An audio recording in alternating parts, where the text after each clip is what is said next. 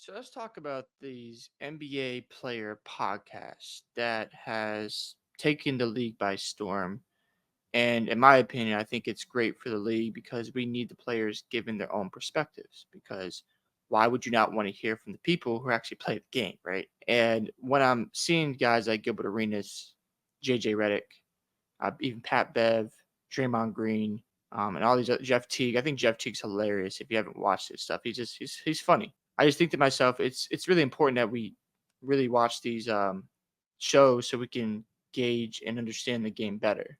Because if you're just watching the likes of Stephen A. Smith, the Skip Bayless, the Nick Wrights of the world, and you're not watching the players' perspectives, then you're gonna have a certain perspective about basketball that won't benefit you. And the reason why I say that because you want to know from the players, right? When you watch Mind the Game with LeBron and JJ Redick, you'll notice that they really go into details about plays and how it works, and they're just talking basketball. Do I agree with some of the takes? No, but at the end of the day, I do like that they're doing this for the game because we want guys like this on the screen. When I see a guy like Stephen A. Smith saying Luka Doncic is not a top five MVP candidate, I'm like, nah, bro, you're crazy. When I see Skip Bayless constantly hating on LeBron James, I'm thinking to myself, just give the man credit and stop throwing your agendas to everyone, which is the problem, I think, with NBA discourse today. Because when you have a favorite player, a favorite team, and you critique that person, people get offended. Now, am I saying that you can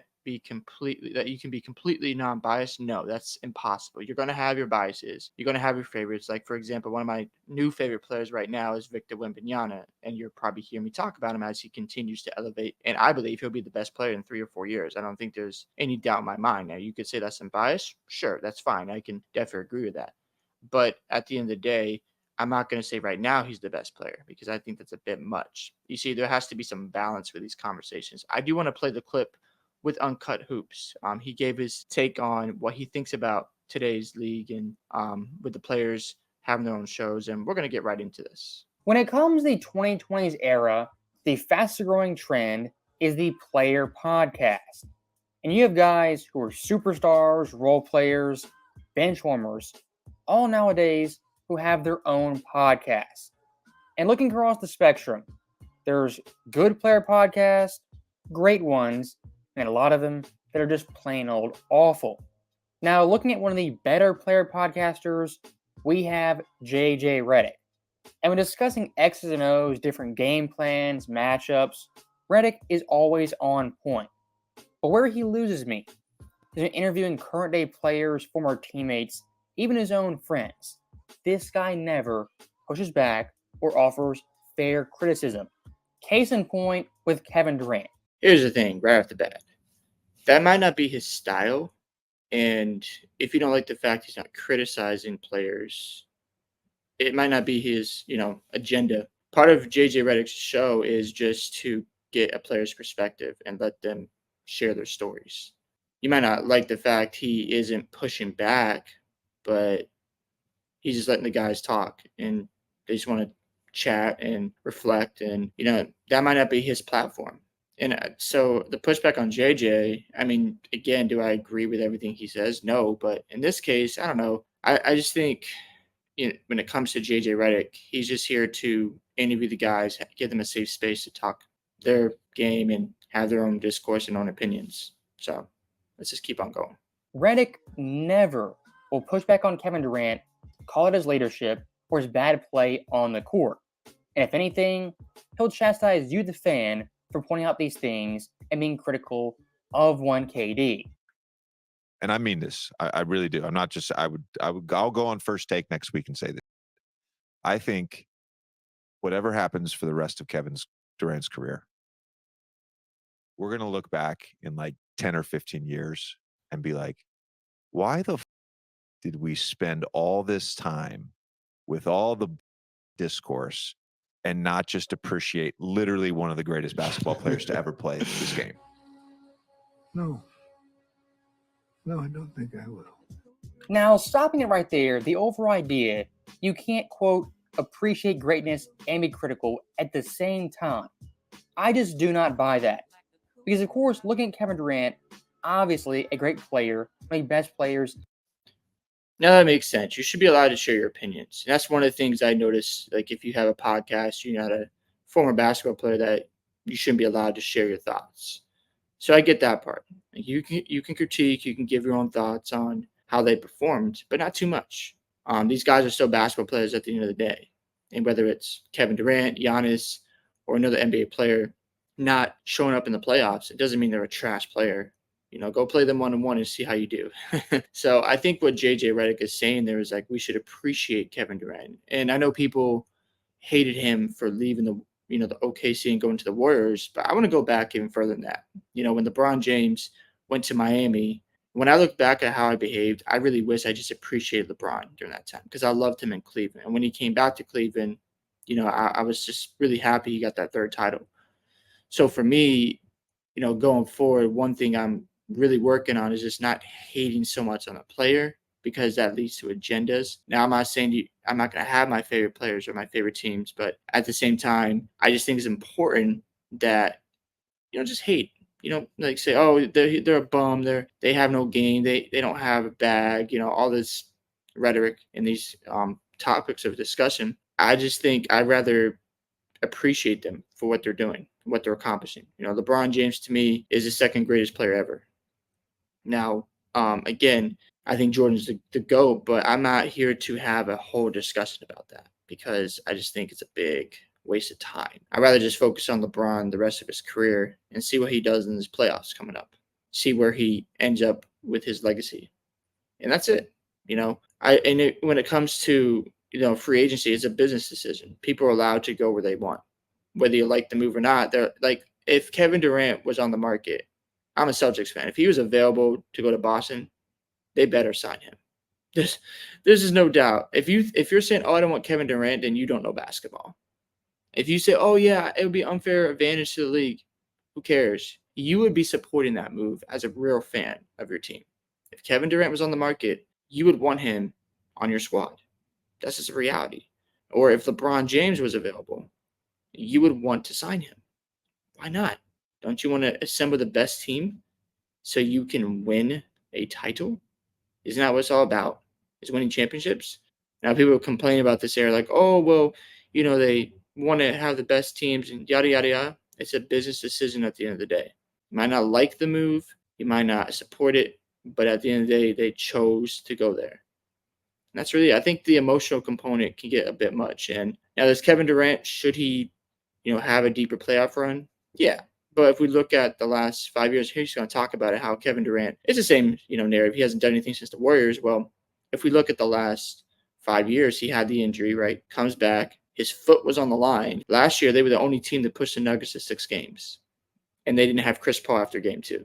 So, again, we'll see what he does in these playoffs. Again, I think he could use a deep, whether it's getting to the Western Conference Finals or the NBA Finals, that will help his resume. But if he doesn't, he's going down as a top 20 player ever. You can't take that away from Kevin Durant. The skill set he has, what he can do in the offensive side of the basketball court, and other things, he's amazing. But going back to the whole, signing guys and, free agents, big-time stars signing with these other stars, what do you want them to do? Not have a great team? That's my perspective now, is like, I don't want to hate on these guys. I'd rather just appreciate them. And obviously I'll have my favorite guys, but at the same time, if they want to form a super team, hey, do what you got to do. You got to win championships. You got to do what you got to do. Because, of course, looking at Kevin Durant, obviously a great player, one of the best players in NBA history. But at the same time, looking at KD's recent moves, his recent play in the playoffs, I can criticize that and still acknowledge he's a great player regardless. And looking at KD's time in Brooklyn, the fact he got everything he wanted, the players, the coaches, the management, got his way all the time, and still failed. How, as a fan and observer, can I not criticize that? I'm not even going to talk about the Golden State move. That's been done so often. When it comes to Kevin Durant's big-time critics, there's one easy way to silence all of them. Win a championship in his post-Golden State era.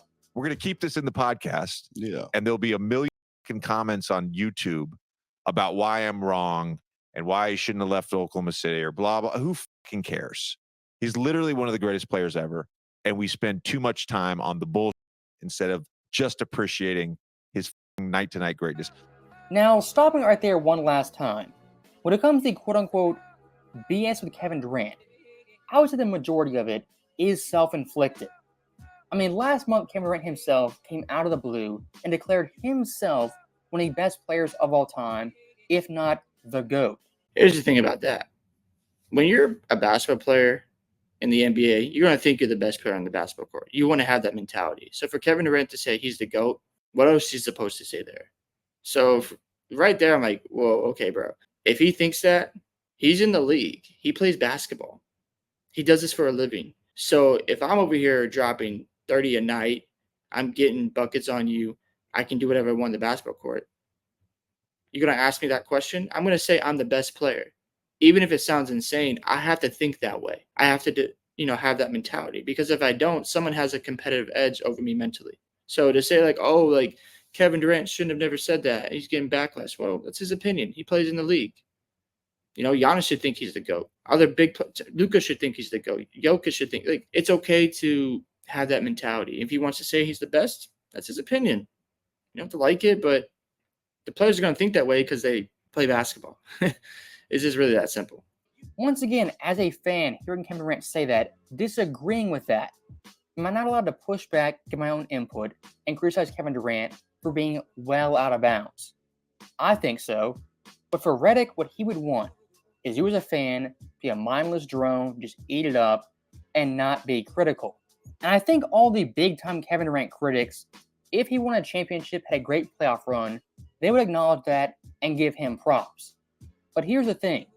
In the last 5 years, this guy not once has made the East Finals or the West Finals. And as a superstar player, a quote-unquote GOAT, what you're judged on is championships. And looking back at Redick, when it comes to him being soft on players, soft on his friends, his big-time problem is this. He has one foot in the analyst lane, another foot in the former player lane. And the biggest example of this was the Ben Simmons interview. And if you watch this full thing, Ben Simmons constantly deflecting, blaming others, taking no accountability for his own actions. And Redick, for about an hour-long stretch, just sits there, eats it all up, no pushback, no questions, no follow-ups. And it was so bad at one point, when it came to the Ben Simmons passed-up layup, Redick unironically excused Simmons for passing that basketball. Not only was it a spin move, so you're turning. Yeah, I'm trying to have people understand here just how bang it is. So you spun on Gallinari. I think it was Gallinari. Yeah. Spun on Gallinari, so you spin baseline. That's So you're going in blind, and he's coming behind me. Yes, and then you've also got yourself in a little bit of an off balance predicament. Again, that might not be JJ Redick's style. I keep harping back to that. Maybe he doesn't want to push back. Maybe he just wants to have a conversation about the plays and not critique him. You just said they're his friends. If I'm inviting to my podcast and we're friends and, we have a good relationship, do I want to embarrass you publicly? We don't know what kind of conversation going behind the scenes. We don't know. So this expectation that JJ Redick should have a certain style with his podcast, if you don't like the fact he's not critiquing guys the way you think, well, it's his show at the end of the day. And if you don't agree with him, it's really simple. Don't watch the show. Now, I don't know what to tell you guys. But, again, do I think Ben Simmons, should he have laid that ball up? Of course I do. I think he should have, And at the end of the day, though, JJ Redick has his own style. And everyone has their own style of how they want to run their shows. And if they don't critique like a Stephen A. Smith, like a Skip Bayless, that's just what they're going to do, Because, again, he literally said it. Like, he stays in the analyst lane and the players lane. Why? Because he's a former NBA player. So, of course, he's going to have different lanes. So, I don't know. I just think sometimes he's putting so much emphasis on JJ. And JJ Redick is a brilliant, basketball mind. And if you haven't watched his stuff and really learned anything, then I don't know what to tell you. So, yeah, let's go ahead and move on. Now look, despite Redick being a massive brown-noser player sympathizer, in the player podcast tier, he is by far the best. Now, looking at some of the worst, you have a guy like Jeff Teague. Does he not watch Jeff Teague? The man is hilarious. If you're going to be upset with his opinion with James Harden. He's going to talk about that in this segment, saying he's better than Dwayne Wade. My guy, hey, Jeff Teague is not the guy you want to use as an example, as like, oh, he gives bad takes. The man is hilarious on his podcast. So you gotta understand styles here. Everyone has a different style and how they want to run their show. Some of it he could be trolling. Some of this takes he says, I don't know. And if he stands on thinking that James Harden is better than Dwayne Wade, okay, that's his opinion at the end of the day. I don't agree with it, but it doesn't mean I have to call the guy a trash analyst or a podcast because there's more to the show. So again, I don't know where we're going with this. It seems like there's more hating here than actual breakdown of these podcasts, why they're actually bad. I'm going to keep listening to JJ Redick because at the end of the day, you should gather perspectives from these players because you want to have a proper analysis so you can have a final conclusion. You're a fan. I'm a fan. And it's good to learn from these guys. Am I going to agree with everything? No. But at the end of the day, I want to know what they're talking about because they actually played the game. It's really that simple. Who said this about James Harden versus Dwayne Wade?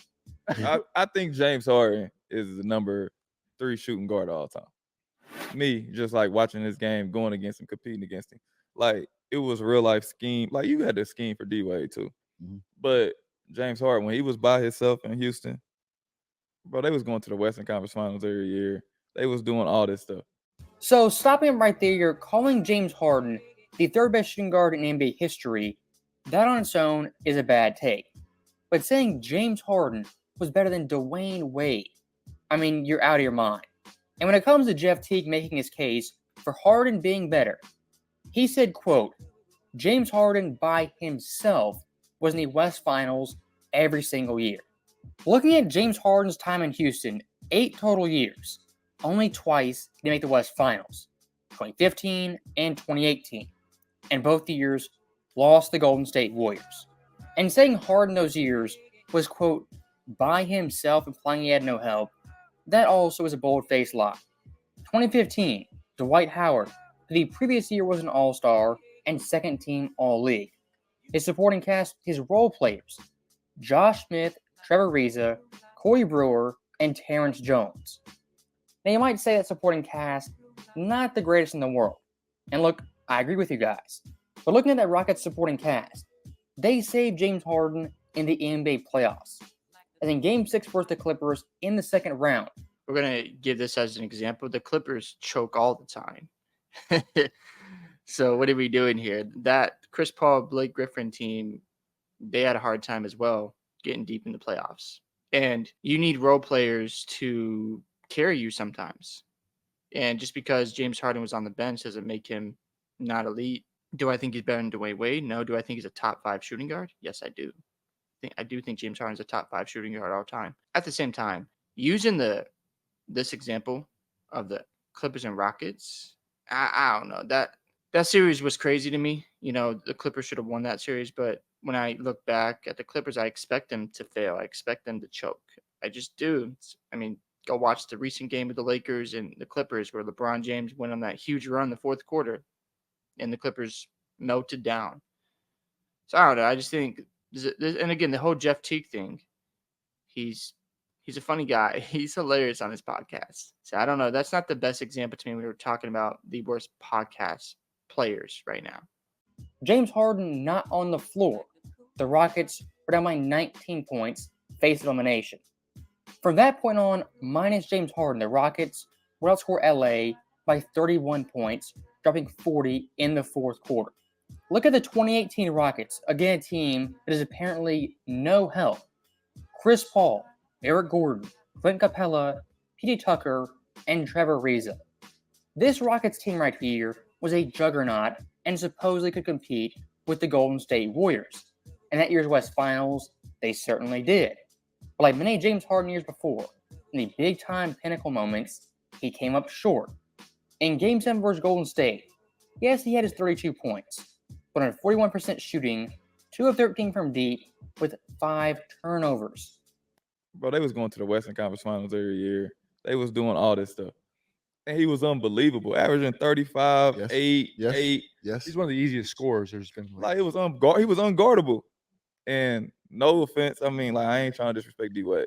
When D-Wade before Bron got there, no disrespect to you too, Miami was damn near, y'all was competing with us, the Hawks. Like, we was going back and forth. Yeah. We wasn't like that. Then Bron came, different stratosphere. Now, Jeff Teague right here might have short-term memory loss, but Dwayne Wade pre-LeBron James was an NBA champion. I mean, look at his first 3 years.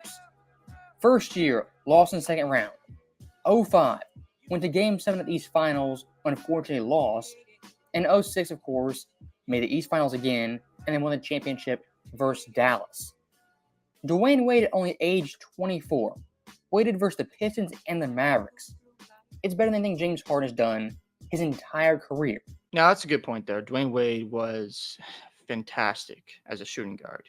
I mean, that playoff run he had against Dallas and, of course, against the Pistons, and it was incredible. The finals was Jordan-esque, the numbers he was averaging, especially being down 2-0 in that series and coming back and on the verge of being down 3-0, and they were able to just get that game and turn everything around. And Shaq wasn't in his prime either, so the roster was definitely older, and Dwayne Wade was a leading catalyst at such a young age. So it's hard to say that James Harden's better, but again, Jeff Teague, we're going to use him as an example. I don't think that's the best example right there. Jeff Teague is more, again, known more for his comedy. And if you watch his show, you understand like he likes to be funny and entertaining. That's fine. Nothing wrong with that. The best defense in the NBA, and a team that won 64 games. He averaged 27, 6, and 5 on 61% shooting. And of course, versus Dallas, was basically mini Michael Jordan, averaging 40 points the last 4 games of that series. And my biggest problem with James Harden and Jeff Teague's overall argument, when talking about Harden in Houston, he says, quote, he was unbelievable, putting up 35, 8, and 8. And look, that is true. 35, 8, and 8, that happened. But those numbers come playoff time always took a massive dip. Not saying James Harden wasn't a great player, but to be a top 3 shooting guard in NBA history, come playoff time, you got to get better, not worse. And unfortunately for James, in the playoffs, let's pause there, though. Should he be averaging 35, 8, and 8 in the playoffs, or 37, 10, and 7 in the playoffs? Because, again, the game slows down, and you're trying to win, right? So, I don't know. To me, if he's averaging 28, 6, and 5, I still think that's pretty great. Because, again, you're doing it against top competition. Now, again, there were moments where you needed James Harden, and he didn't show up, right? But there's other moments where he did play well. So again, it's just one of those things where what is your expectations? Now, if your expectation is, well, this guy averaged 35, he should be doing in the playoffs. Well, if he's averaging 30, 10, and 6, that's still pretty good. That's not a huge drop off to me. So if James Harden's doing that, I'm not mad about it, right? The only time I can really criticize him is in those big moments, the Game 7, like you said, the Golden State Warriors. That was a big moment for James Harden.